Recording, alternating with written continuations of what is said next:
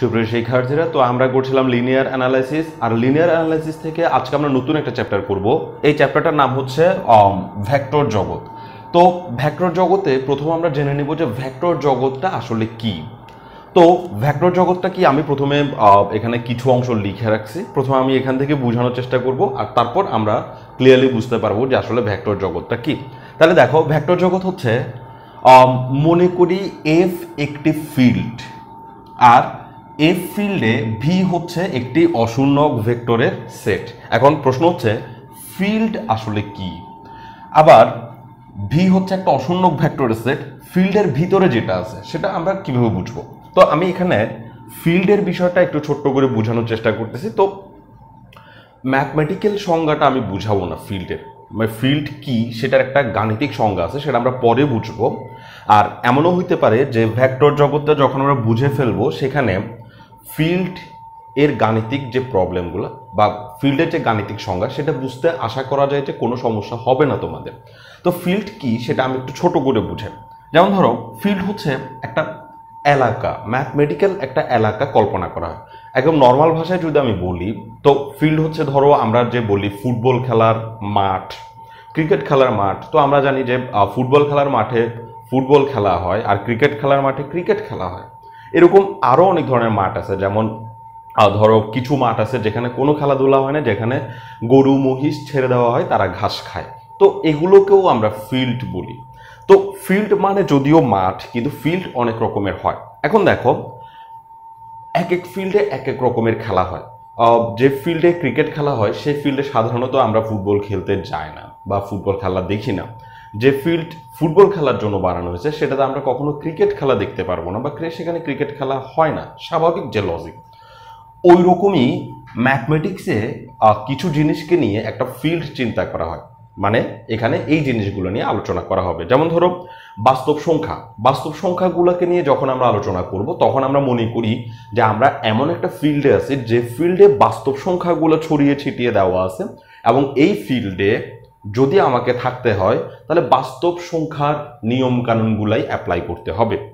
একইভাবে আমরা যদি কোনো একটা ফিল্ড চিন্তা করি যে ফিল্ডে জটিল সংখ্যাগুলো সব ছড়িয়ে ছিটিয়ে দেওয়া হয়েছে, এই ফিল্ডে যদি আমি কিছু করতে চাই তাহলে আমাকে জটিল সংখ্যার নিয়ম কানুনগুলা অ্যাপ্লাই করতে হবে। ঠিক ফুটবল খেলার ক্রিকেট খেলার মতো। ক্রিকেট ফিল্ডে যখন আমি খেলতে যাব তখন ক্রিকেট খেলার নিয়ম কানুনগুলো আমাকে অ্যাপ্লাই করতে হবে, আর সেজন্যই সেটা ক্রিকেট ফিল্ড। আর ফুটবল খেলার ফিল্ডে যখন আমি খেলতে যাব তখন আমাকে ফুটবল খেলার নিয়মগুলো অ্যাপ্লাই করতে হবে, সেজন্য সেটার নাম হচ্ছে ফুটবল ফিল্ড।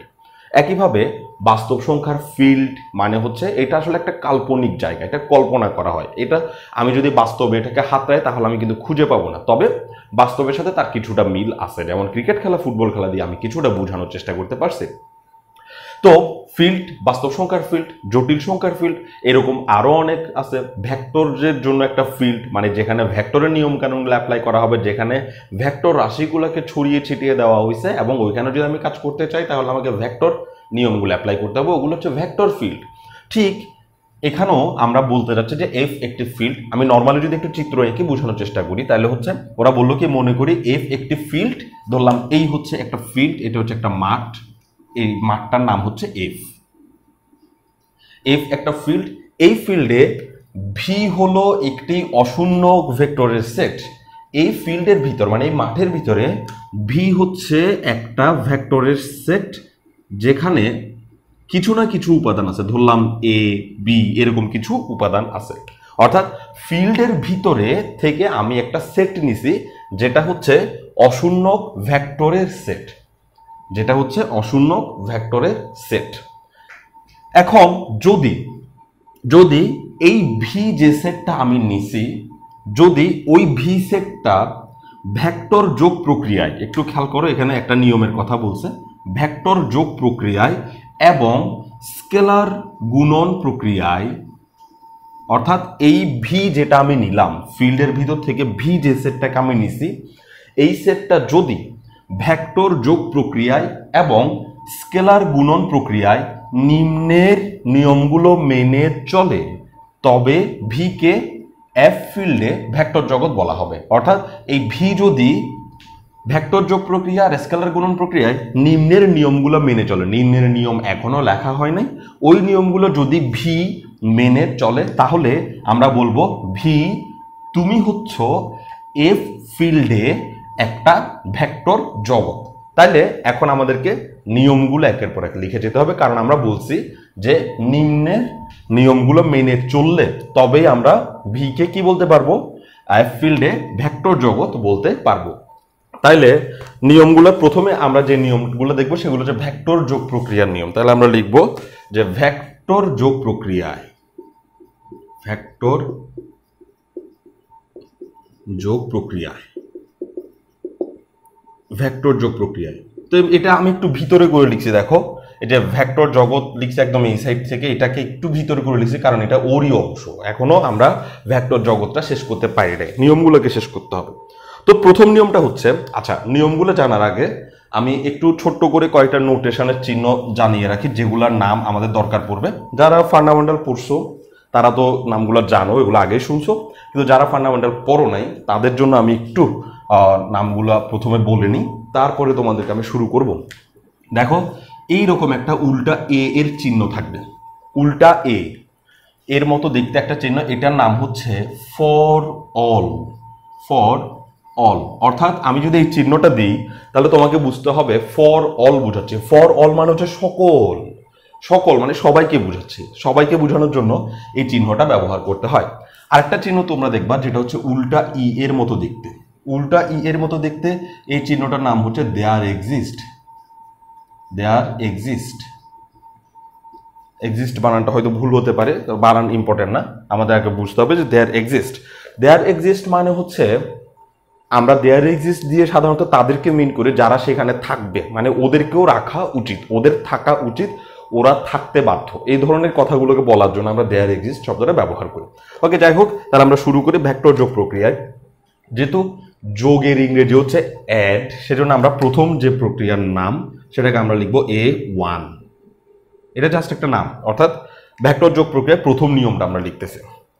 A1 আমরা বলবো কি, ফর অল মানে সকল, সকল ইউ ভেক্টর আর ভি ভেক্টর, সকল ইউ ভেক্টর আর ভি ভেক্টর যদি বড় হাতের ভি, একটু খেয়াল করো এইখানে যে ভিটা এটা হচ্ছে বড় হাতের ভি আর এই ভিগুলো ইউভি হচ্ছে ছোট হাতের ভি, ইউভি থেকে নেওয়া হয়, অর্থাৎ এটার মানে আমরা বুঝাচ্ছি এই ভি থেকে আমরা দুইটা ভেক্টর নিব, এটার মানে তো বিলংস টু, ইংরেজিতে এটাকে বিলংস টু বলে, এটা আমরা ক্লাস 9 থেকে জানি, কিন্তু আমি এটাকে বিলংস টু আমি আমার মতো করে বলি না, আমি বাংলায় চিন্তা করি। মানে এটার মানে হচ্ছে এটা দিয়ে বোঝানো হয় এই দুজনকে ভি থেকে নেওয়া হয়েছে, এটা দিয়ে বোঝানো হয় এই দুজনকে ভি এর ভিতর থেকে নেওয়া হয়েছে, অর্থাৎ ভি একটা, এই যে ভি একটা সেট ছিল, ওই সেটের ভিতরে ইউ এবং ভি ছিল এবং আমরা ওইখান থেকে ওরা নিছি। আর এটা বাংলায় কিভাবে পড়বো, বলবো এইভাবে যে যদি যদি সকল ইউ এবং ভিকে,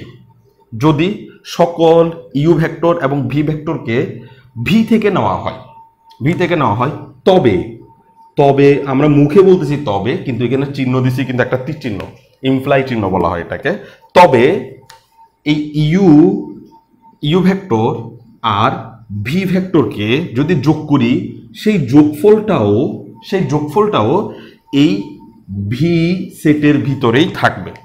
ওকে, তাহলে প্রথম নিয়মটা কি, যদি এই ভি কে যদি ভেক্টর জগৎ হতে হয়, ভি কে যদি ভেক্টর জগৎ হতে হয় তাহলে ভি এর ভিতর থেকে আমরা যদি দুইটা উপাদান নিই, যে কোনো দুইটা উপাদান, ভি এর ভিতর থেকে আমরা যদি ইউভি এই দুইটা উপাদান নিই, মানে ওরা যদি ভি এর ভিতর থেকে নেওয়া উপাদান হয়, তাহলে ওদেরকে যোগ করলে যোগফল যেটা আসবে সেটাও ভি এর ভিতরে থাকতে হবে, নাইলে আমরা তাকে ভেক্টর জগৎ বলতে পারবো না।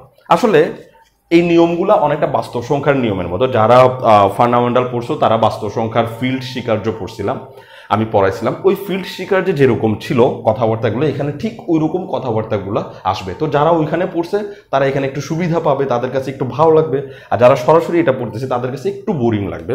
যাই হোক, এরপরে দ্বিতীয় নিয়মটা হচ্ছে, দ্বিতীয় নিয়মের নাম আমরা A2 দিই। A2 এ দিয়ে দাবি করতেছি কারণ যোগ মানে হচ্ছে অ্যাড, এর জন্য A2 দিলাম। A2 দিয়ে আমরা তিনটা ভেক্টর নিব, ফর অল ইউ ভেক্টর, সেই সাথে ভি ভেক্টর সেই সাথে ডাব্লিউ ভেক্টর, এই তিনোটা আমরা ভি থেকেই নিলাম, অর্থাৎ আমরা যে ভেক্টর সেট চিন্তা করছি ওই সেটের ভিতর থেকেই এই তিনোটা নিলাম। আর এই ফর অল দিয়ে বোঝাচ্ছে ইউ ভি ডাব্লিউটা যে কোনো রকম হতে পারে, এটা এমন নয় যে ইউই হতে হবে, ভি হতে হবে, ডাব্লিউ হতে হবে। ইউ ভি ডাব্লিউ এর যে কোনো মানের জন্য বোঝানোর জন্য এই ফর অল ব্যবহার করা হয়েছে। অর্থাৎ ফর অল দিয়ে বোঝাচ্ছে ইউ এর মান দিতে পারি 2i 3j 5k এভাবে দিতে পারি, ভি ভেক্টরের 5i 6j 7k এভাবে দিতে পারি, আর ডাব্লিউর জন্য দিতে পারি 1i 2j 3k এভাবে ইচ্ছা মতো দিতে পারি, এবং সবার জন্য রুলসটা মেনে চলতে হবে, ওইটা বোঝানোর জন্য আমরা ফর অল ব্যবহার করি। তাহলে দ্বিতীয় নিয়মটা হচ্ছে যদি ইউ ভি ডাব্লিউ এই তিনটা ভেক্টরকে ভি এর ভিতর থেকে নেওয়া হয়, অর্থাৎ ওই ভি যে সেটের ভি থেকে যদি নেওয়া হয়, তবে মুখে বলতেছি তবে কিন্তু দিচ্ছি তীর চিহ্ন, তা আমি যেভাবে পড়তেছি তুমি সেভাবে পড়ার অভ্যাস করবা, এতে তোমার মনে থাকবে। তবে এই ইউ ভেক্টরকে আর ভি ভেক্টরকে আগে যোগ করে, কি বলছি, ইউ ভেক্টরকে আর ভি ভেক্টরকে আগে যোগ করে, তো আগে যোগ করে বোঝানোর জন্য আমাকে ফার্স্ট ব্র্যাকেট ব্যবহার করতে হবে। আগে যোগ করে তারপর যদি আমি ডাব্লিউ ভেক্টরকে যোগ করি, ইউ এবং ভি কে আগে যোগ করে তারপর যদি আমি ডাব্লিউ ভেক্টর যোগ করি, এতে যে আনসারটা আসবে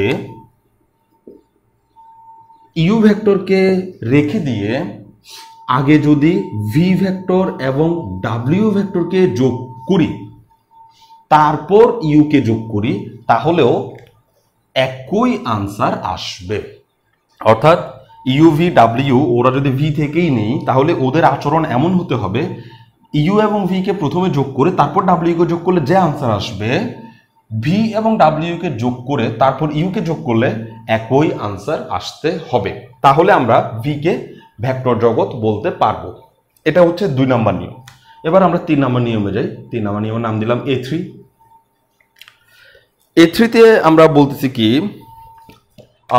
দেয়ার এক্সিস্ট, ওই যে চিহ্নটা আমি এখানে আসলে একটা ভুল করছি, এটা ই তো সোজা ই দিয়ে দিছি, ইটা উল্টা হবে, উল্টাটাকে আসলে দেয়ার এক্সিস্ট বলে।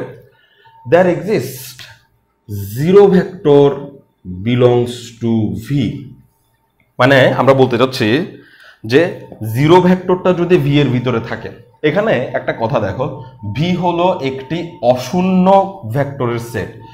অশূন্য মানে আমরা অনেকে মনে করি যে ভি এর ভিতরে জিরো থাকতে পারবে না, এটা একটা নর্মাল ব্যাপার, যেটা মনে করাটাই স্বাভাবিক। অশূন্য মানে আমরা মনে করি যে জিরো নয়, ভি হলো একটি অশূন্য ভেক্টরের সেট, এর মানে আমরা মনে করি যে ভি হচ্ছে এমন একটা ভেক্টরের সেট যেখানে জিরো থাকবে না। কিন্তু আসলে অশূন্য মানে জিরো নয় এমনটা বোঝাচ্ছে না। অশূন্য মানে হচ্ছে ফাঁকা বা খালি নয়। অশূন্য মানে হচ্ছে ভি এমন একটা ভেক্টরের সেট যেখানের ভিতরে কোনো না কোনো উপাদান থাকবে, এমন নয় যে কোনো উপাদান থাকবে না, এমন নয়, কোনো না কোনো উপাদান থাকবে। এখন ভি এর ভিতরে জিরো হইলেও থাকবে। এখন আমরা অনেকে মনে করি জিরোকে কোনো উপাদান মনে করি না, কারণ আমরা যারা নর্মাল ম্যাথমেটিক্স করে আসছি, নর্মাল ম্যাথমেটিক্স আমাদেরকে শেখায় যে জিরো মানে হচ্ছে খালি, জিরো মানে হচ্ছে কিছু নেই। কিন্তু ভেক্টরে আমরা জিরো ভেক্টর বলতে একটা জিনিস পড়ি, এবং সেও কিন্তু ভেক্টর, এবং ভি হলো একটি অশূন্য ভেক্টরের সেট, এর মানে হচ্ছে ভি হচ্ছে এমন একটা ভেক্টরের সেট সেখানে কোনো না কোনো একটা ভেক্টর আছে, অ্যাটলিস্ট জিরো ভেক্টর হইলেও সেখানে আছে, জিরো ভেক্টর হইলেও সেখানে আছে। জিরো ভেক্টরকে আমরা সাধারণত মনে করি যে এটা জিরো মানে কিছু না, কিন্তু জিরো আর জিরো ভেক্টর এক জিনিস নয়। জিরো মানে কিছু না, কিন্তু জিরো ভেক্টর সেটা কিছু না কিছু একটা উপাদান, আর ভি এর ভিতরে কিছু না থাক, জিরো ভেক্টরটা অ্যাটলিস্ট আছে। অর্থাৎ আমরা এভাবে লিখতে পারি, তুমি নিশ্চয়ই সেট করে থাকবা, সেট করলে আমরা নিশ্চয়ই এটাকে আমরা ফাঁকা সেট বলতাম। এই হচ্ছে সেকেন্ড ব্র্যাকেট দিয়ে আমরা মাঝখানে কিচ্ছু লিখি নাই, এটাকে ফাঁকা সেট বলতাম। এই ফাঁকা সেটকে আরো একভাবে প্রকাশ করা যেত, যেটা হয়তো এভাবে আমরা প্রকাশ করতাম, এটাকে আমরা ফাঁকা সেট বলতাম, নিশ্চয়ই মনে থাকবে। এটা ফাঁকা সেট, খুব ভালো করে খেয়াল করো, এটা ফাঁকা সেট, কারণ এর ভিতরে কোনো উপাদান নাই। কিন্তু ওর ভিতরে যদি আমি জিরো দিই তাহলে কিন্তু এটার ফাঁকা সেট না। এই সেকেন্ড ব্র্যাকেটের ভিতরে আমি জিরো দিই তাহলে এটার ফাঁকা সেট নয়। কেন? কারণ এটা বোঝাচ্ছে যে এই সেটে একটা উপাদান আছে, ওই একটা উপাদান হচ্ছে জিরো। তার মানে এখানে জিরো একটা সংখ্যা মিন করতেছে, নাই মিন করতেছে না। নাই মিন করাইতে হইলে তোমাকে কিচ্ছু না দিয়ে বসে থাকতে হবে। ঠিক একইভাবে বি হলো এমন একটা সেট যেখানে কিছু না থাক অ্যাটলিস্ট জিরো ভেক্টর হইলেও সেখানে আছে। আর সেজন্য আমরা এখন থার্ড রুলে আসতেছি। থার্ড রুলে আমরা বললাম যে দেয়ার এক্সিস্ট মানে সেখানে অবশ্যই আছে। দেয়ার এক্সিস্ট আমরা এই জন্যই ব্যবহার করি যেখানে মানে একটু জোর খাটিয়ে থাকা বোঝানোর জন্য। তাহলে there exist zero vector belongs to V, এর মানে হচ্ছে জিরো ভেক্টরটাও ভি সেটের ভিতরে আছে, জিরো ভেক্টরটাও এই ভি সেটের ভিতরে আছে। তো সে থাকলে কি হবে, জিরো ভেক্টরটাও যদি ভি সেটের ভিতরে থাকে তাহলে কি হবে, তাহলে আছে তারপর একটা কমা দিয়ে আমি এবার ভি থেকে একটা উপাদান নেব, ধরলাম ইউ ভেক্টরটাও ভি এর ভিতর থেকে নেওয়া হয়েছে, ফর অল লিখি এখানে, ফর অল। আচ্ছা, এটা আসলে একটু ঘোলাটে হয়ে যাচ্ছে তোমাদের জন্য, আমি আবার একটু করে এটা গুছাই প্রথম থেকে লিখি, তাহলে তোমরা বুঝবা। যে ধরলাম সকল ইউ ভেক্টর আমরা ভি থেকে নিলাম, মানে ইউ একটা ভেক্টর যেটাকে আমরা কোত্থেকে নিছি, ভি থেকে নিছি। আর there exist zero vector belongs to V, there exist zero vector belongs to V মানে আমরা ভি থেকে একটা ভেক্টর নিছি, ওটার নাম হচ্ছে ইউ। আর ভি এর ভিতরে ডেফিনেটলি জিরো ভেক্টর থাকবে, কারণ আমরা বলছি ভি হচ্ছে একটা অশূন্য ভেক্টরের সেট, তার মানে সে অশূন্য মানে একদম খালি নয়, কিছু না কিছু আছে। আর কিছু না কিছু মানে তার মধ্যে জিরো ভেক্টর তো মাস্ট আছে, এরকম হয়। তবে এই ইউ ভেক্টরের সাথে, ইউ ভেক্টরটা আমি ভি থেকে নিছি, জিরো ভেক্টরটাও ভি থেকে নিছি, তবে এই ইউ ভেক্টরটাকে যদি আমি জিরো ভেক্টরের সাথে যোগ করি, আবার জিরো ভেক্টরটাকে যদি আমি ইউ ভেক্টরের সাথে যোগ করি, তাহলে ইউ ভেক্টরই হবে। অর্থাৎ জিরো ভেক্টরটা হচ্ছে এমন একটা ভেক্টর যার সাথে আরেকটা ভেক্টরকে যদি আমি যোগ করি তাহলে ওই ভেক্টরটা ফেরত আসবে। যারা ফান্ডামেন্টালে পড়ছিল তারা বুঝতে পারছো, এটাকে বলা হয় এককের অস্তিত্ব বিধি। মানে এখানে একক নামে একটা জিনিস থাকবে, আর ওই এককটা হচ্ছে আসলে জিরো ভেক্টর। একক কাকে বলে, একক হচ্ছে এমন একটা জিনিস, এটা আমি যারা ফান্ডামেন্টাল পড়ছে তাদের জন্য বলতেছি না, যারা ফান্ডামেন্টাল আসলে আমার কাছে পড়েনি তাদের জন্য বলতেছি, যে একক হচ্ছে এমন একটা জিনিস যেটার সাথে অন্য কিছু একটা অপারেট হয়ে ওই সংখ্যাটা ব্যাক করে। আমি একটু বুঝাই দিই এককটা। ধরো জিরো হচ্ছে একটা সংখ্যা, এই সংখ্যাটার সাথে যদি তুমি 5 যোগ করো তাহলে তুমি কি পাবা, 5কেই ফেরত পাবা। ওকে, তাহলে এই জিরোকে বলা হয় যোগের একক। কিন্তু জিরোকে যদি তুমি 5-এর সাথে গুণ করো তখন কিন্তু আর 5 ফেরত আসবে না, জিরো ফেরত আসবে। অর্থাৎ জিরো গুণের একক নয়। তাহলে গুণের একক কত, গুণের একক হচ্ছে 1। কেন, কারণ 1-এর সাথে যদি 5 গুণ করি তাহলে ওই 5 ফেরত আসবে। তাহলে জিরোর সাথে যদি আমি 100 গুণ করি, 100 যোগ করি, জিরোর সাথে 100 যোগ করি, তাহলে 100 ফেরত আসবে। অর্থাৎ একক হচ্ছে সেই সংখ্যা যার সাথে অন্য কোনো কিছুকে অপারেট করলে ওই সংখ্যাটা ব্যাক করে। তো এখানে অপারেট আমি দুইটা অপারেট করাইছি, একটা হচ্ছে যোগের অপারেট, একটা হচ্ছে গুণের অপারেট। তাহলে যোগের অপারেটের সময় একক হচ্ছে 0, আর গুণের অপারেটের সময় একক হচ্ছে 1, কারণ 1 হচ্ছে সেই সংখ্যা যার সাথে যা কিছুই গুণ করো না কেন ওই সংখ্যাটাই ফেরত আসবে। আর এখানেও ঠিক একইভাবে ভেক্টর যোগ প্রক্রিয়ায় এই 0 হচ্ছে একটা একক, মানে এই জিরো ভেক্টরটা হচ্ছে ভেক্টর যোগ প্রক্রিয়ার একক। কেন, ওই জিরোর সাথে যদি কোনো একটা ভেক্টর ইউকে যোগ করা হয় তাহলে শেষ পর্যন্ত ওই ইউটাই ফেরত আসতে হবে।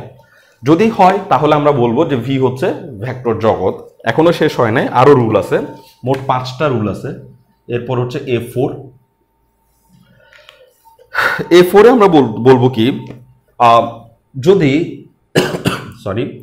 যদি ইউ একটা ভেক্টর আমরা ভি থেকে নিই, যদি ইউ ভেক্টরটা আমরা ভি থেকে নিই, তবে ইউ ভেক্টরটাকে যদি আমরা ভি থেকে নিই তবে ইউ এর তবে আমি এটা ফর অল না দিই, এখানে একটা ঝামেলা আছে। ইউ ভেক্টরকে যদি আমরা ভি থেকে নিই তবে মাইনাস ইউ ভেক্টরটাও ভি এর ভিতরে থাকবে।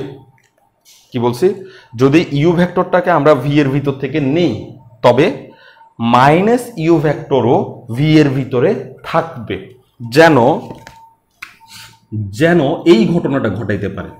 আর কি ঘটনা আমি পরে লিখতেছি, আবার পড়তেছি এটা। ইউ যদি একটা ভেক্টর ভি থেকে নেওয়া হয় তবে মাইনাস ইউ ভেক্টরও ভি এর ভিতরে থাকবে, যেন এই ঘটনাটা ঘটে। সেটা হচ্ছে ইউ ভেক্টরকে যদি আমি মাইনাস ইউ এর সাথে যোগ করি, অর্থাৎ এই ইউ ভেক্টরকে এই মাইনাস ইউ ভেক্টরের সাথে যোগ করি, অথবা মাইনাস ইউ ভেক্টরকে যদি আমি ইউ ভেক্টরের সাথে যোগ করি, অর্থাৎ সামনে পিছে যোগ করি, তাহলে অবশ্যই জিরো ভেক্টর চলে আসবে, জিরো ভেক্টর চলে আসবে। এটাকে বলা হয় নর্মালি বিপরীতকের অস্তিত্ববিধি, মানে কোন একটা সংখ্যার বিপরীত সংখ্যা অবশ্যই সেখানে এক্সিস্ট থাকবে, এই কথাটা বোঝাচ্ছে। তো ইউ যদি কোন একটা, মানে সংখ্যা দিয়ে চিন্তা করি, ইউ যদি কোন একটা সংখ্যা হয় তাহলে তার একটা নেগেটিভ সংখ্যাও ওইটার ভিতরে থাকবে, যেন ওদের দুজনের যোগফল জিরো হয়ে যায়, ওদের দুজনের যোগফল জিরো হয়ে যায়। যেমন ধরো বাস্তব সংখ্যায় তোমরা যখন পড়ছো তখন পড়ছিলা যে ধরো কোন একটা সংখ্যা হচ্ছে টু, টু যদি বাস্তব সংখ্যা হয় তাহলে -2ও বাস্তব সংখ্যা, টু যদি বাস্তব সংখ্যা হয় -2ও বাস্তব সংখ্যা, এবং এদের দুজনের যোগফল জিরো হয়ে যাবে, অর্থাৎ এদের দুজনকে যোগ করলে একক পাওয়া যাবে। বিপরীতক মানেটা কি? বিপরীতক মানে হচ্ছে এমন একটা সংখ্যা বা এমন একটা জিনিস, সংখ্যা না বলি, সংখ্যার ক্ষেত্রে সংখ্যা, ভেক্টরের ক্ষেত্রে ভেক্টর, স্কেলারের ক্ষেত্রে স্কেলার, এভাবে চিন্তা করতে হয়। তো আমরা জিনিস বলি, বিপরীতক হচ্ছে এমন একটা জিনিস যেটা কেউ একজনের সাথে অপারেট হয়ে যোগ হতে পারে, অপারেট সেটা যোগ হতে পারে, বিয়োগ হতে পারে, গুণ হতে পারে, ভাগ হতে পারে, কেউ একজনের সাথে অপারেট হয়ে এককে ফিরিয়ে নিয়ে আসে। বিপরীতক হচ্ছে এমন একটা জিনিস যে কেউ একজনের সাথে অপারেট হয়ে একক ফিরিয়ে নিয়ে আসে, একক ফিরিয়ে নিয়ে আসে। এই দেখো, তাহলে ইউ হচ্ছে একটা ভেক্টর, মাইনাস ইউ হচ্ছে তার বিপরীত ভেক্টর। এই কারণে ওরা দুজন যখন অপারেট হয়েছে, ওই অপারেটের কারণে একক ফিরিয়ে নিয়ে আসছে। আমরা একটু আগে বলছিলাম এককের অস্তিত্ববিধি, আর এই যোগের ক্ষেত্রে একক হচ্ছে জিরো ভেক্টর। কেন? কারণ হচ্ছে জিরো ভেক্টরের সাথে কাউকে যোগ করলে ওই ভেক্টরটা ফেরত পাওয়া যায়, সেজন্য জিরো হচ্ছে একক ভেক্টর। আর এখানে মাইনাস ইউ হচ্ছে বিপরীত ভেক্টর। কেন? কারণ এই মাইনাস ইউর সাথে ইউকে যোগ করার ফলে আমরা জিরোকে পাইছি, অর্থাৎ একক পেয়ে গেছি। এই জন্য ও হচ্ছে বিপরীত ভেক্টর বা বিপরীত একটা রাশি। কার? ইউ এর বিপরীত একটা রাশি। তাহলে এই ইউর জায়গায় আমরা যদি ভি নিতাম তাহলে এখানে মাইনাস ভি থাকতো, ডাব্লিউ নিলে মাইনাস ডাব্লিউ থাকলো। এখন কথা হচ্ছে এখানে অনেকের প্রশ্ন হতে পারে যে এখানে ফর অল আমরা কেন দিলাম না? ফর অল আমরা এই জন্যই দিলাম না, কারণ হচ্ছে জিরো ভেক্টরের কোনো বিপরীত ভেক্টর নাই। প্রবলেম এখানে যে সবার বিপরীত ভেক্টর আছে কিন্তু জিরো ভেক্টরের বিপরীত ভেক্টর নেই। তাহলে আমি একটু সংখ্যা দিয়ে যদি বিষয়টা বোঝানোর চেষ্টা করি, ধরো 1 হচ্ছে একটা সংখ্যা, ওর বিপরীত হচ্ছে -1। কেন? কারণ এই দুজনকে অপারেট করলে আমরা জিরো অর্থাৎ যোগের একক ফিরে পাই। ধরলাম 2 একটা সংখ্যা, তার বিপরীত হচ্ছে -2। কেন? কারণ এই দুজনকে যোগ করলেও আমরা একককে ফেরত পাই, যোগের একক হচ্ছে জিরো, একককে ফেরত পাই। কিন্তু জিরো হচ্ছে একটা সংখ্যা, সে নিজেই একক, ওর জন্য আমরা কিন্তু -0 বলতে কাউকে দাবি করতে পারি না, অর্থাৎ -0 বলতে কিছু নাই। কারণ তুমি -0কেও কিন্তু +0 লিখতে পারো, কিন্তু -2কে +2 দিয়ে প্রকাশ করার কোনো মানেই হয় না, অর্থাৎ -0-র কোনো আলাদা মিনিং নেই, যার কারণে জিরোর কোনো বিপরীতক নাই। অর্থাৎ জিরো একটা সংখ্যা, যে সংখ্যার বিপরীত সংখ্যা আমরা পাচ্ছি না, কারণ সে নিজেই একক, তার আবার বিপরীত কোত্থেকে পাবো? সেজন্য এখানে আমি ফর অল দিই নাই। ফর অল যেখানে দিছি, ওই ফর অল যে দেওয়া জায়গাগুলা জিরো ভেক্টরের জন্যও সত্য, কিন্তু এই জিনিসটা জিরো ভেক্টর যদি হয়, মানে ইউর মান যদি জিরো ভেক্টর হয়, তাহলে -0 এটা একদম মানে ইলিগেল, মানে এটা কল্পনা করা যায় না, এরকম হয় না, যার কারণে আমরা এখানে ফর অল দিই। যোগের লাস্ট নিয়ম A5। আচ্ছা, এটা হচ্ছে ফর অল, একটু খেয়াল করো, ফর অল ইউ এবং ভি কে যদি আমরা ভি সেট থেকে নিই, অর্থাৎ ইউ এবং ভি দুইটা ভেক্টরকে আমরা যদি এই ভি সেট থেকে যদি নিই, তাহলে ইউ এবং ইউকে আগে রেখে ভিকে পরে রেখে যোগ করলে যা আনসার হবে, ভিকে আগে রেখে ইউকে পরে রেখে যোগ করলে সেই আনসার একই হবে, অর্থাৎ সমান হবে।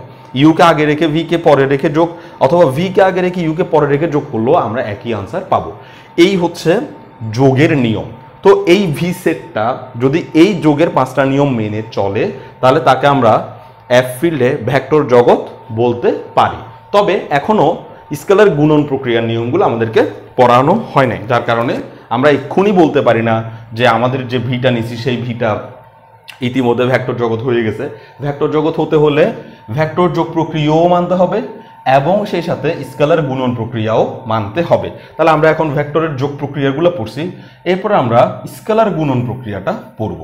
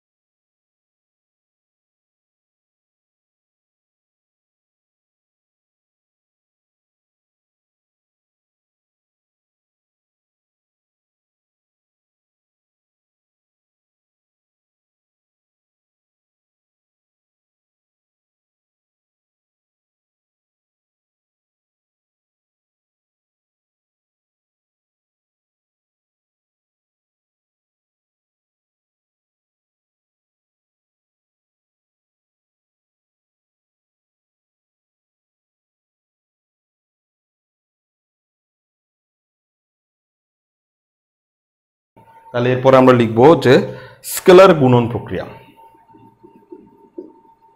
স্কেলার গুণন প্রক্রিয়া। তাহলে স্কেলার গুণন প্রক্রিয়া মানে হচ্ছে একটা ভেক্টরের সাথে আমরা স্কেলারকে গুণ করব। খেয়াল করবা, আমি এগুলো একটু মুছে ফেলি সবগুলো। স্কেলার গুণন প্রক্রিয়া মুছেই ফেলি সব।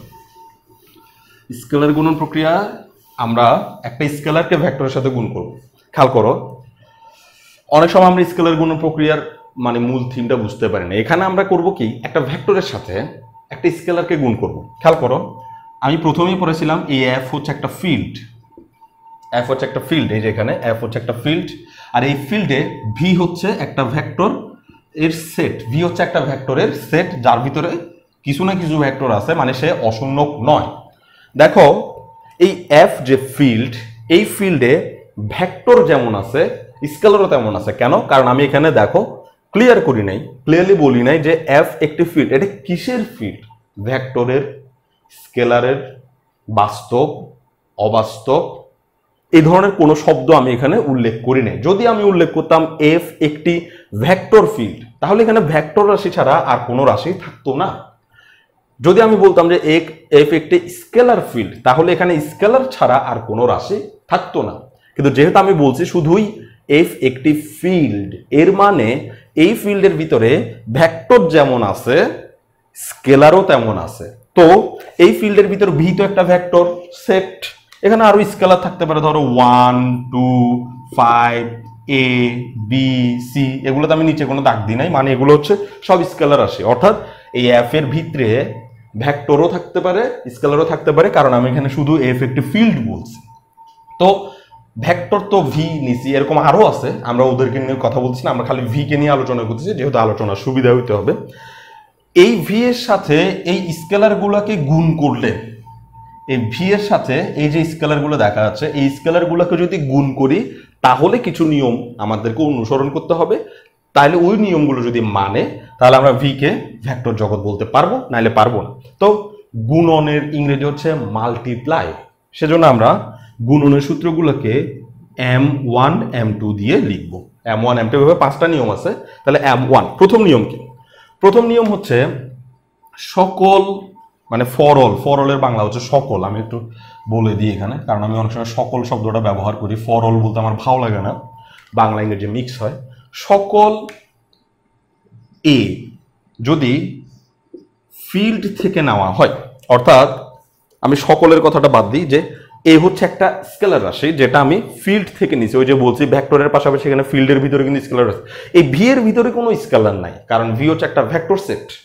ভি হলো একটি অশূন্যক ভেক্টরের সেট, ক্লিয়ার করা আছে। ভি এর ভিতরে কোনো স্কেলার রাশি নাই, কিন্তু ভি এর বাইরে এই ফিল্ডে আরো জায়গা আছে, ওই জায়গায় স্কেলার রাশি আছে, ওইখান থেকে আমি একটা স্কেলার রাশি নিছি।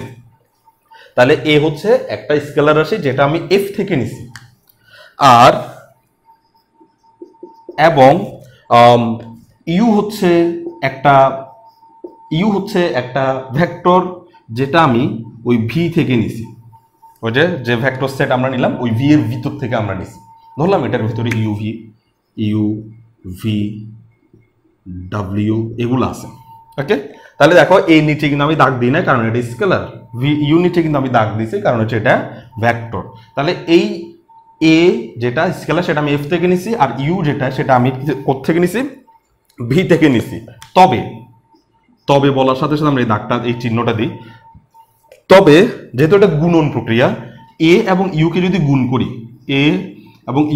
গুণ করি, তাহলে এই গুণফলও ডেফিনেটলি ভি সেটের ভিতরে থাকতে হবে।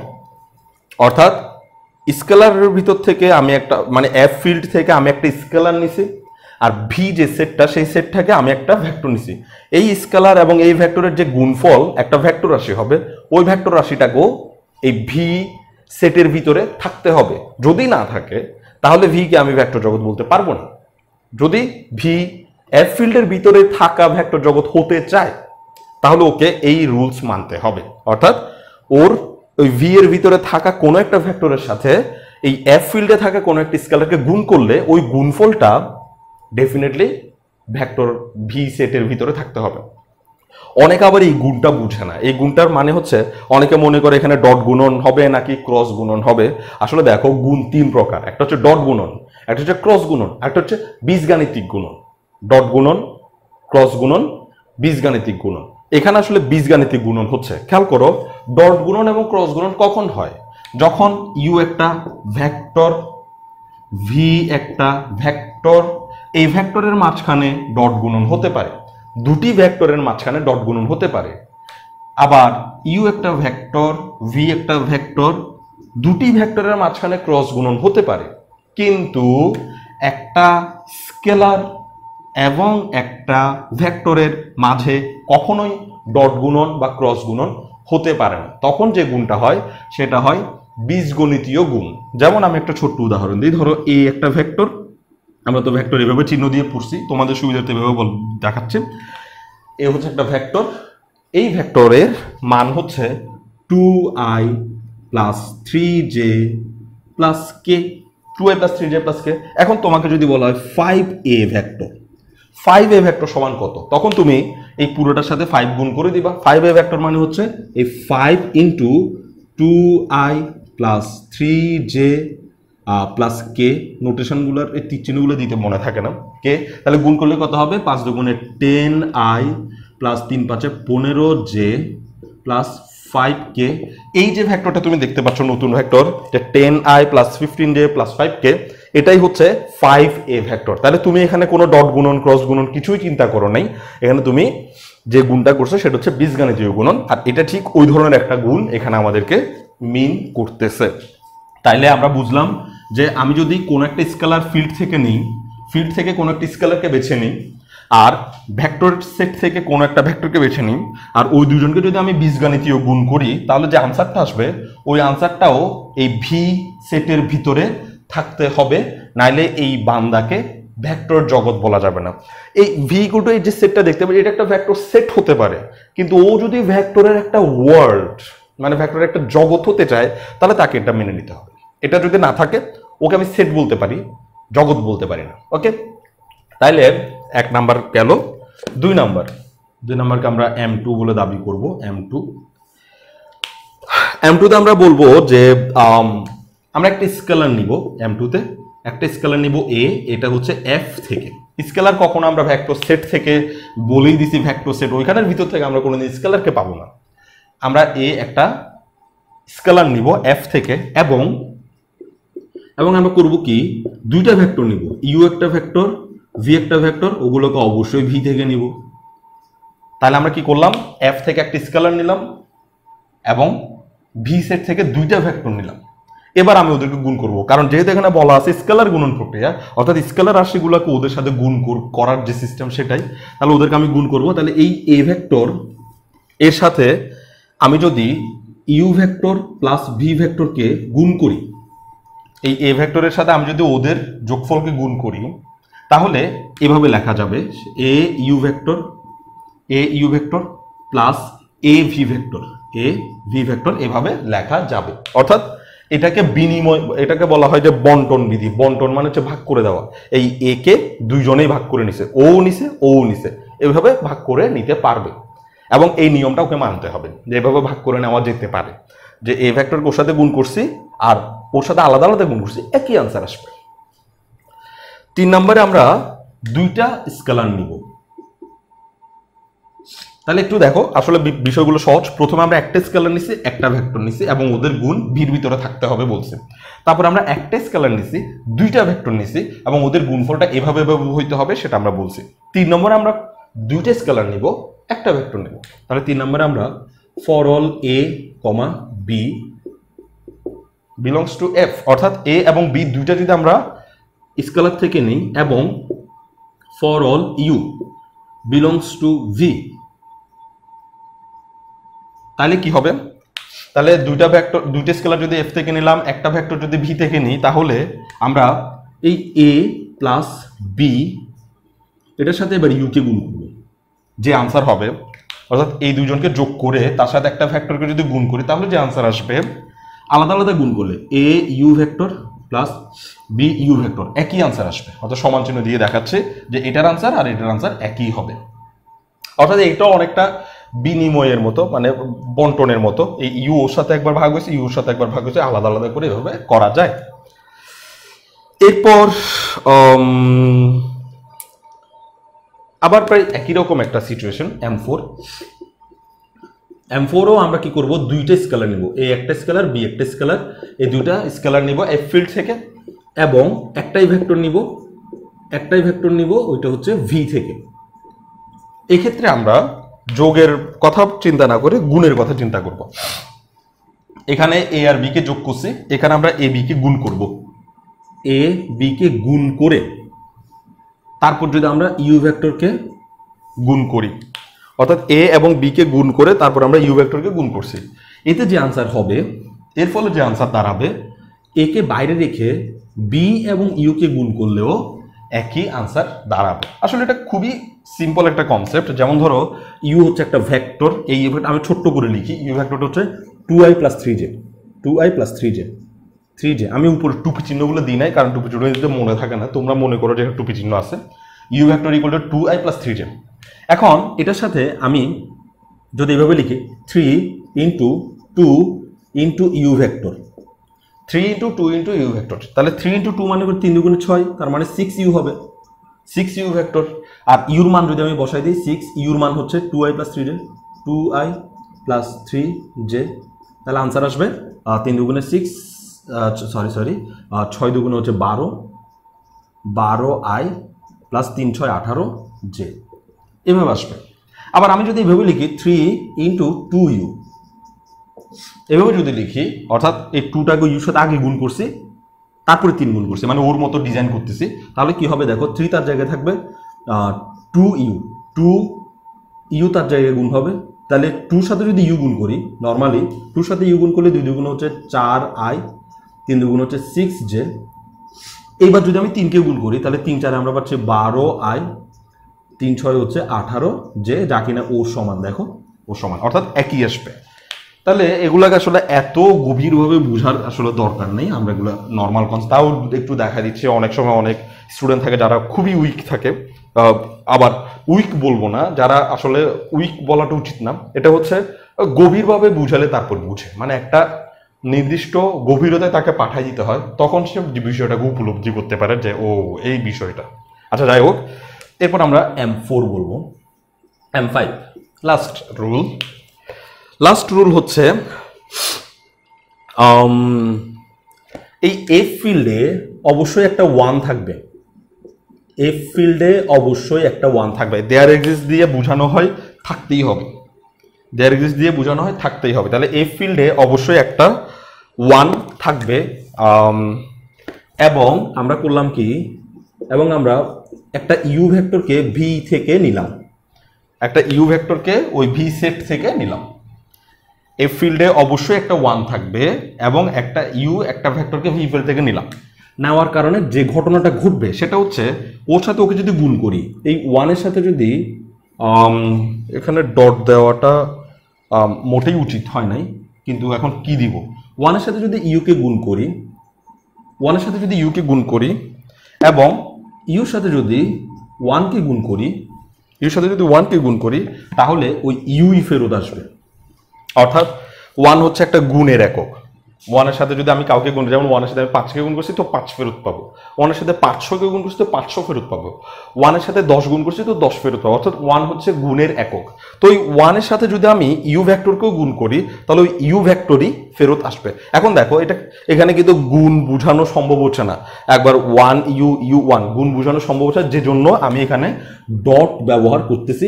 এই ডট কিন্তু আমরা মাঝখানে ব্যবহার করতেছি না, এই নিচে ব্যবহার করতেছি, একটু খেয়াল করবা, এই নিচে ব্যবহার করতেছি। এটার মানে আসলে বীজগাণিতীয় গুণ বোঝাচ্ছি, ঠিক যেভাবে এই এ ইউর সাথে গুণ হয়ে দেখাইছে সেভাবে আমরা এখানে বোঝানোর চেষ্টা করতেছি। খেয়াল করবা, এখানে ডট গুণন করা কখনোই সম্ভব না। কেন? কারণ হচ্ছে এটা একটা স্কেলার, এটা একটা ভেক্টর, একটা স্কেলারের সাথে একটা ভেক্টরের কখনো ডট গুণন হয় না। এজন্য কিন্তু এখন আমি এখানে যদি গুণ বুঝাইতে চাই, মানে গুণ বুঝাইতে চাই, বুঝাইতে গিয়ে আমরা দেখতে পাচ্ছি যে লেখাটা এমনভাবে হয়েছে যেখানে কিছু একটা না দিলে আসলে গুণটা বোঝানো যাচ্ছে না, কিছু একটা না দিলে গুণটা বোঝানো যাচ্ছে। এখন তুমি যদি এখানে ক্রস দাও, ক্রস গুণন মিন করবে, এখানে যদি ডট দাও, ডট গুণন মিন করবে, তাহলে আমরা অনেক বিপদে পড়ে গেছি। আসলে 1 এর সাথে এখন ওকে গুণ বোঝানোর জন্য আমরা ডট, এই ডটটা নিচের দিকে ব্যবহার করবো, নিচের দিকে, যাতে আমরা এটা আসলে ডট গুণন বুঝাচ্ছি না, এটা আমরা বুঝাচ্ছি যে ওর সাথে একটা স্কেলার গুণন হয়েছে। আর গুণ চিহ্নটা যা আছে সেটা বোঝার জন্য আমরা জাস্ট ডটকে ব্যবহার করলাম। এই হচ্ছে রুলস। এই রুলসগুলো যদি ভি মানতে পারে তাহলে আমরা ভি কে ভেক্টর জগৎ বলতে পারবো। যদি এই রুলসগুলোর কোনো একটা রুলস ভি মানতে পারে না তাহলে আমরা তাকে আর ভেক্টর জগৎ বলতে পারবো না, তবে তাকে ভেক্টর সেট বলতে পারবো। ভেক্টর সেট বলতে পারবো। ভেক্টরের সেট হইতে কিচ্ছু লাগে না, ভেক্টরের সেট হইতে খালি কিছু ভেক্টর রাশি তার ভিতরে থাকলে হয়। যেমন ধরো আমি বললাম যে একটা বেবি সেট তুমি বলবো বেবি সেট হইতে কি লাগে, বেবিদের যেসব জিনিসপত্র থাকে, জামা কাপড়, ছোট্ট একটা প্যান্ট বা এই ধরনের জিনিসপত্রগুলো দিয়ে বেবি সেট। ডিনার সেটে কি লাগে, ডিনার করতে গিয়ে আমরা যেসব জিনিসগুলো আমাদের প্রয়োজন হয় সেগুলো আমাদের ডিনার সেটে থাকে। ও ডিনার করতে গেলে তো আমাদের ভাত বিরিয়ানির প্রয়োজন হয়, ভাত বিরিয়ানি আবার ডিনার সেটে থাকে না, যদিও এটা আমাদের সাথে ধোঁকাবাজি হয়েছে, এগুলো দেওয়া উচিত ছিল। যাই হোক, তাহলে আমরা যখন ডিনার সেট বলার মানে হচ্ছে ডিনার করতে গিয়ে যেসব জিনিসপত্রের দরকার হয় সেই সব জিনিস সেখানে থাকবে। সেট হওয়ার জন্য কোনো অসুবিধা নেই, সেট যে কোনো হবে। কিন্তু ডিনার সেট বলে ডিনার সেটের ভিতরে তোমাকে ওই যে ধরো কিছু জামা কাপড় দিয়ে তোমাকে পাঠাই দেওয়া হয়েছে জিনিসটা, তাহলে সেটা ডিনার সেট হবে না। বেবি সেট বলে যদি সেখানে থালা বাসন দিয়ে পাঠানো হয় সেটা কখনো বেবি সেট হবে না। এই কমন কনসেপ্টটা ক্লিয়ার। অর্থাৎ সেট যে কোনো হইতে পারে, কিন্তু একটা নির্দিষ্ট নাম যখন উল্লেখ করবা তখন কিন্তু সে ওই নামের অর্থ বহন করে তাকে সেট হইতে হবে। তাহলে সেট হইল এ বি একটা সেট। কিন্তু আমি যদি বলি এটা ডিনার সেট, তখন আমাকে ওখানে ডিনারের জিনিসপত্র না দিয়ে তাকে ডিনার সেট বানানো যাবে না। ঠিক একইভাবে ভি একটা অশূন্য ভেক্টরের সেট হতেই পারে। যে কোনো একটা ভেক্টর ওখানে ঢুকাই দিলাম, 2i 3j 6k এরকম করে একটা ভেক্টর ওখানে ঢুকাই দিলাম, ও ভেক্টর সেট হয়ে গেল। কিন্তু ও যদি জগৎ হতে চায়, ও যদি ভেক্টর ওয়ার্ল্ড হতে চায়, তখন তাকে অবশ্যই এই 5টা রুল মানতে হবে। 5টা রুল যোগের, ভেক্টর যোগের, আর 5টা রুল স্কেলার গুণনের। এই 10টা রুল যখন সে মেনে নিবে তখন তাকে আমরা বলতে পারবো যে ভাই তুমি আর সেটের মধ্যে নাই, তুমি কোথায় চলে গেছো, একদম ভেক্টর জগতে চলে গেছো, তুমি অনেক হায়ার লেভেলে চলে গেছো। এখন তোমাকে এখন আমাদের সম্মান করা উচিত, আর সম্মান করে তোমাকে এখন ভেক্টর জগৎ বলতে পারি। এই রুলসগুলো না মেনে আমরা তাকে ভেক্টর জগৎ বলতে পারবো না কোনোভাবেই। ওকে, যাই হোক, তাহলে আমরা বুঝলাম যে ভেক্টর জগৎ জিনিসটা আসলে কি। খুবই সিম্পল একটা জিনিস, যদিও আমার বুঝাইতে অনেক টাইম লাগছে। পরীক্ষায় আনসার করার জন্য এত টাইম লাগবে না। তুমি জাস্ট সিরিয়ালি আমি যেভাবে বুঝাইছি, আমি যেভাবে বলছি সেভাবে তুমি পড়ার চেষ্টা করবা। অনেক আছে অনেক পড়ানোর পরও নিজের মতো করে পড়ে। নিজের মতো কি, নিজের মতো এভাবে পড়ে A belongs to F, U belongs to V, A U belongs to V, A belongs to F, U belongs to V, A U belongs to V, এভাবে পড়ে। এটা কোনো পড়ার রুলসই না। এগুলা এভাবে পড়ানো হয় নাই, এগুলা হচ্ছে শর্ট ফরম্যাট, একটা বাংলা কথার শর্ট ফরম্যাট। তাহলে কিভাবে পড়বা, বলবা এফ ফিল্ড থেকে একটা স্কেলার রাশিকে একে নিলাম, আর ভি সেট থেকে, ভেক্টর সেট থেকে একটা ভেক্টরকে যদি নিই, তাহলে ওর আর ওর গুণফল যেটা আসবে ওই গুণফলও ভেক্টর সেটের ভিতরে থাকতে হবে। এটা হচ্ছে প্রথম। তারপর দ্বিতীয়টা কিভাবে পড়বো, এফ ফিল্ড থেকে আমরা একটা স্কেলারকে নিলাম, ভি ফিল্ড থেকে আমরা দুইটা ভেক্টরকে নিলাম, তাহলে ওই দুইটা ভেক্টরের যোগের সাথে এই স্কেলারকে যদি গুণ করি তাহলে ওদের কিভাবে আলাদা আলাদা ভাগ করে করে দেওয়া যায়। দুইটা স্কেলারকে যদি আমরা এফ থেকে নেই আর ভেক্টর থেকে যদি একটা ভেক্টরকে নেই, তাহলে ওই দুইটা স্কেলারের যোগের সাথে এই ভেক্টরকে যদি আমরা গুণ করি তাহলে তাদেরকেও আলাদা আলাদা করে সেপারেশন করে লেখা যায়। এফ ফিল্ড থেকে দুইটা ভেক্টরকে যদি আমরা নিই আর ভি ভেক্টর থেকে, ভেক্টর সেট থেকে একটা ভেক্টরকে যদি আমরা নিই, তাহলে এই দুজনের গুণফলের সাথে ওই ভেক্টরকে গুণ করলে যা আনসার হবে, আবার এ কে রেখে দিয়ে বি কে আগে ইউর সাথে গুণ করে তারপর এ কে গুণ করলে একই আনসার হবে। ঠিক এই নিয়মে তোমাকে পড়াগুলো পড়ে যেতে হবে। আর দেয়ার এক্সিস্ট যে বিষয়টা সেটা হচ্ছে এফ এর ভিতরে দেয়ার এক্সিস্ট মানে হচ্ছে ওখানে অবশ্যই থাকবে। এফ এর ভিতরে অবশ্যই একটা সংখ্যা 1 থাকবে, একটা স্কেলার 1 থাকবে। এফ এর ভিতরে অবশ্যই একটা স্কেলার 1 থাকবে, এবং ভি থেকে যদি ইউ যে কোনো একটা ভেক্টর নেই তাহলে ওই 1 এর সাথে ইউ এর যে গুণ সেটা সামনে বসায় গুণ করো আর পিছে বসায় গুণ করো, আনসার কিন্তু ওই ইউ ভেক্টরটাই আসবে। ঠিক এভাবে করে আমি পড়াইছি, এভাবে তুমি যখন পড়বা তখন পড়বা ওইভাবে, কোনোভাবেই এ এফ থেকে নিচি মানে এভাবে A belongs to F, U belongs to B, belongs to শব্দটাই উল্লেখ করবা না, এটা এগুলো মাথায় থাকবে না কখনো। ঠিক যেভাবে বুঝেছি সেভাবে পড়ার চেষ্টা করো, তো ভেক্টর জগৎ তোমার কাছে ইজি মনে হবে। তো ভেক্টর জগতের পরে আমরা ফিল্ড, তো আমরা একটা কনসেপ্ট দিছি যে ফিল্ড জিনিসটা আসলে কি, ফিল্ডের গাণিতিক কনসেপ্টটা আমরা দিই নাই, তো আমরা পরবর্তীতে ফিল্ডের গাণিতিক কনসেপ্টটা সামান্য করে বোঝানোর চেষ্টা করব।